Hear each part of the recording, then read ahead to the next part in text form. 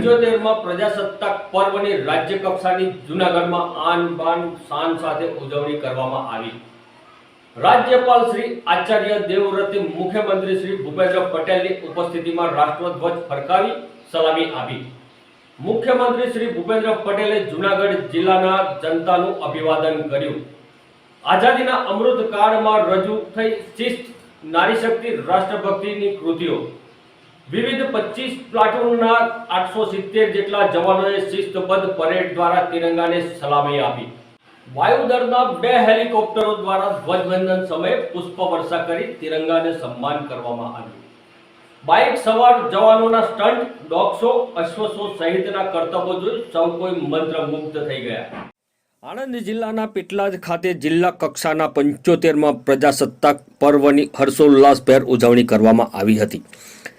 જિલ્લા કલેક્ટર શ્રી પ્રવીણ ચૌધરીએ રાષ્ટ્રધ્વજ લહેરાવીને સલામી અર્પણ કરી હતી।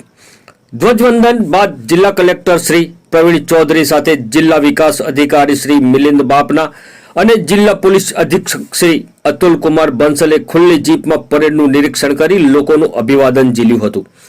ખંભાતના શકરપુર મંગુબેન હીરાલાલ પ્રાથમિક શાળા ખાતે તિરંગો લહેરાવવામાં આવ્યો હતો અને બાળકોએ સુંદર મજાની કૃતિઓ રજૂ કરી હતી। સાથે સાથે સાંતલપુર તાલુકાના સિંગાડા પ્રાથમિક શાળા ખાતે સ્વતંત્ર દિનની ઉજવણી કરવામાં આવી હતી, જ્યારે સિદ્ધપુર ખાતે આરોગ્ય મંત્રી ઋષિકેશભાઈ પટેલના હસ્તે તિરંગો લહેરાવવામાં આવ્યો હતો। રાધનપુર નગરપાલિકા ખાતે રાધનપુર 16 વિધાનસભાના ધારાસભ્ય લવજીભાઈ ઠાકોરના હસ્તે તિરંગો લહેરાવવામાં આવ્યો હતો।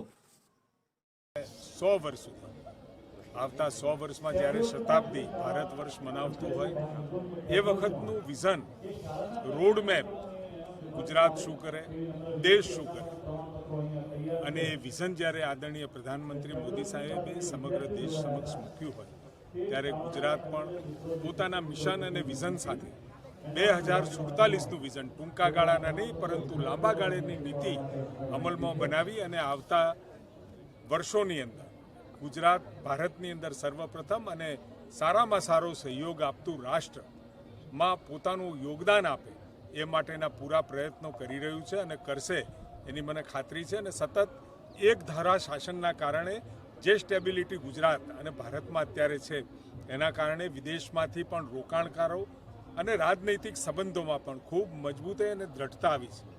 એટલે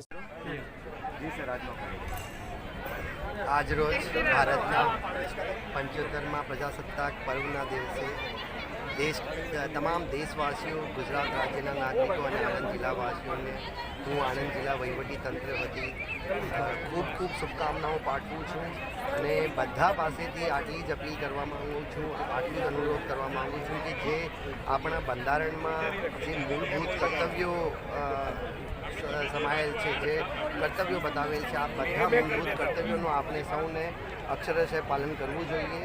અને આટલું કહીને હું બધા દેશવાસીઓને, ગુજરાત રાજ્યના નિવાસીઓને અને આણંદ જિલ્લાના આણંદવાસીઓને બધાને હું પ્રજાસત્તાક પર્વની ખૂબ ખૂબ શુભેચ્છાઓ પાઠવું છું।